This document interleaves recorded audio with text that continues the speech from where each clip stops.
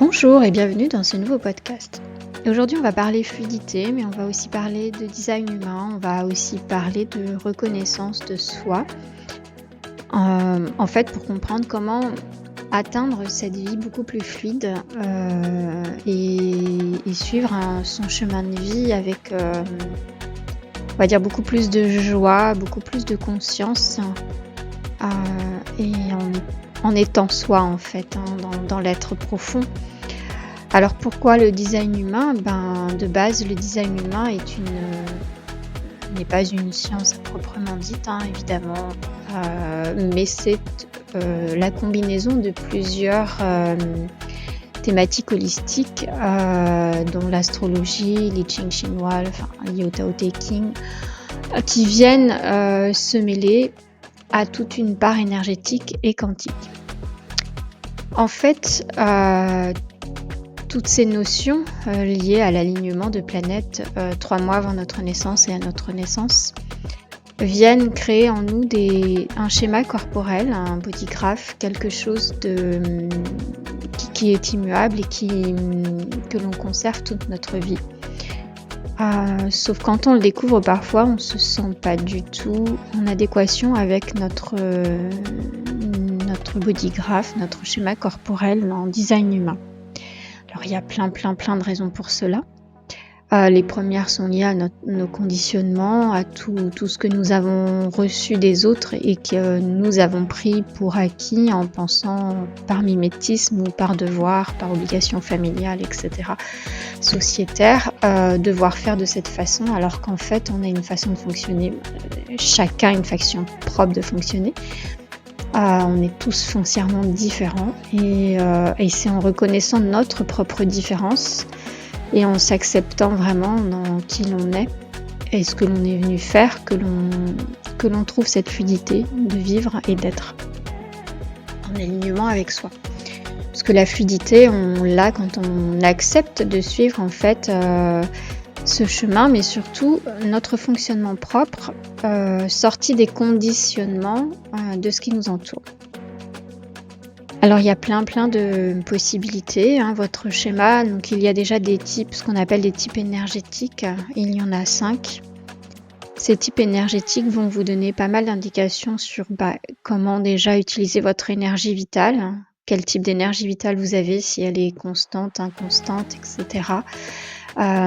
Comment faire avec ça et du coup comment vous accepter aussi vraiment et pour ne pas pousser les choses et vous comporter comme quelqu'un que vous n'êtes pas finalement dans une énergie qui n'est pas la vôtre mais que vous auriez enfilé comme un déguisement mais qui va vous épuiser à force et puis surtout qui tôt ou tard votre corps va ressortir avec des séquelles en fait, que ce soit lié au burn-out, à plein d'autres choses.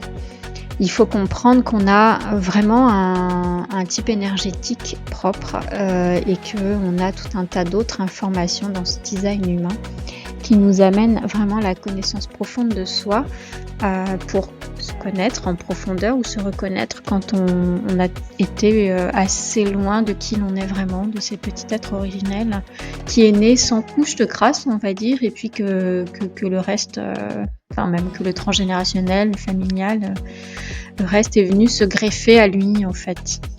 Donc pour atteindre une certaine fluidité, il faut s'écouter et se reconnecter à soi, à son corps, ça je le dis souvent, c'est la base en fait.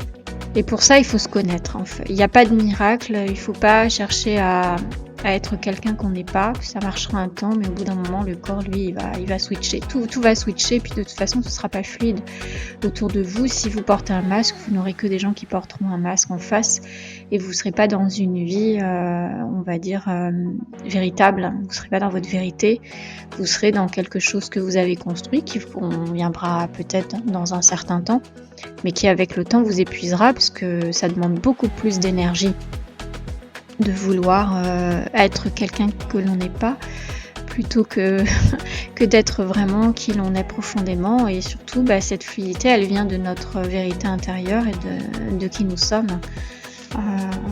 Sinon on va passer notre temps à un petit peu être en conflit intérieur et lutter contre plein on va dire, force énergétique contraire parce qu'on doit revenir sur le bon chemin pour nous et surtout s'accepter.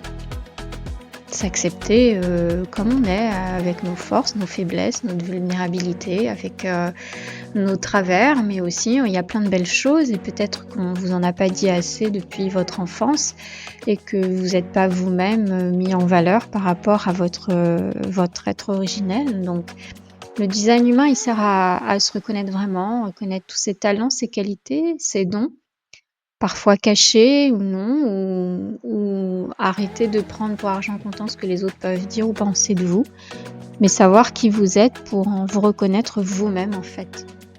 Voilà, on n'est pas là pour s'imposer ou essayer de se sentir au-dessus de qui que ce soit. On est juste là en toute humilité pour œuvrer pour soi et trouver son bonheur, sa paix intérieure et puis de la joie et vivre une vie qui nous correspond. Mais l'idéal, c'est d'y aller avec fluidité. Voilà, c'est un petit peu ce thème-là. Et donc le design humain permet d'aller chercher en nous toutes ces facettes, ces différentes facettes. Ça nous donne même des indications sur l'environnement qui nous convient le mieux pour notre corps, par exemple, sur beaucoup de choses, sur même la façon de, voilà, énergétiquement comprendre, prendre les choses, plein de capacités, nos sens, enfin voilà, tout ce qui peut nous motiver, une personnalité. Il y a énormément de choses, plus toutes les portes qui sont activées dans notre design, nos canaux, quand on en a, quand on n'est pas réflecteur. Tout ça nous donne tellement d'indications, nos centres énergétiques, qu'ils soient définis, non définis, etc. Et ça nous donne vraiment beaucoup d'informations. Donc pour arriver à comprendre tout ça, vous pouvez sortir un graphe, donc que ce soit sur mon site ou d'autres sites, c'est gratuit. Après, pour le comprendre, il y a plein de vidéos qui mettent en exergue des informations. L'idéal, c'est qu'on vous explique vraiment, si vous en avez ou ressentez le besoin, clairement qu'on aille à l'essentiel pour vous expliquer votre fonctionnement propre et qui vous êtes en fait. Ce petit être merveilleux qui mérite d'être heureux et donc de trouver son chemin et d'y aller avec cette fluidité. Donc voilà, il y a pas mal de choses à comprendre, à ressortir de ça.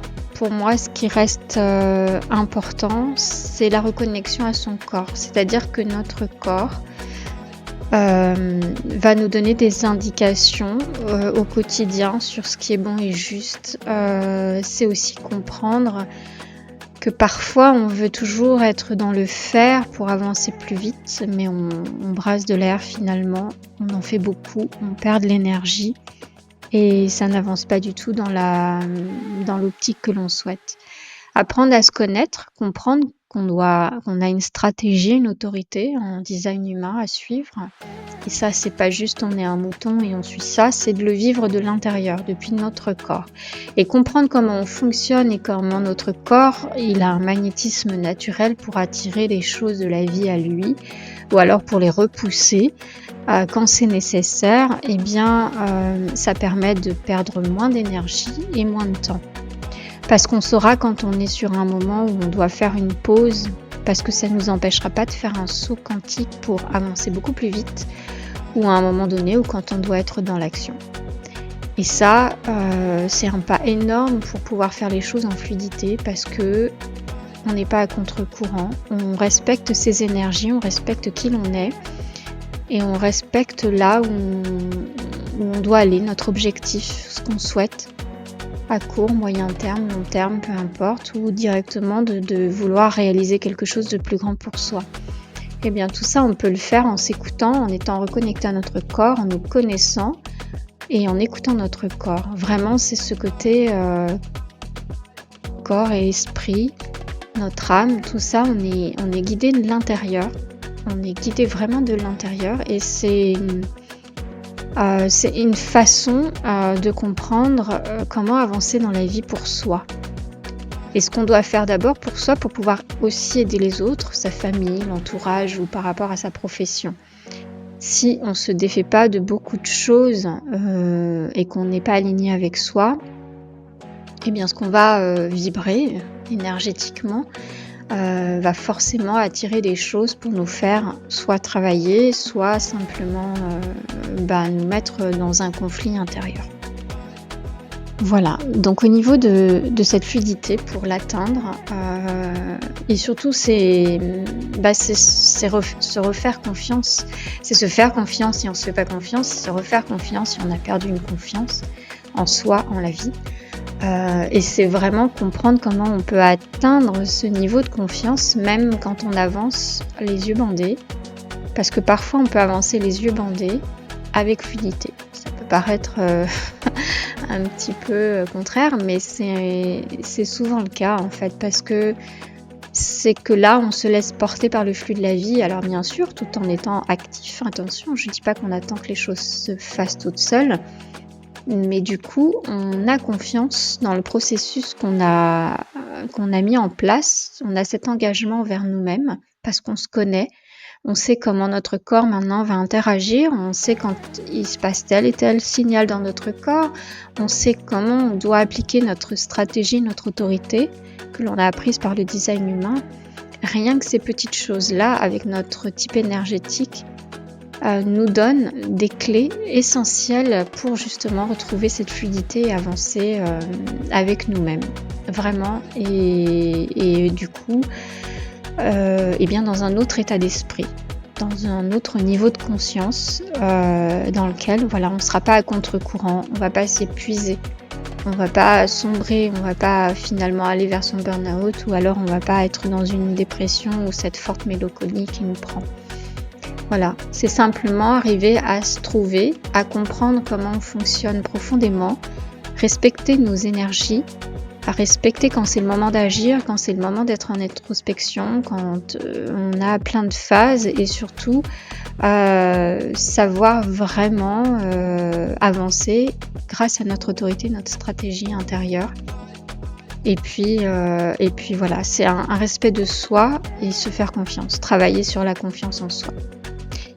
Voilà, donc c'était quelques informations liées entre guillemets sur ce que peut nous apporter le design humain pour avancer dans notre vie en fluidité.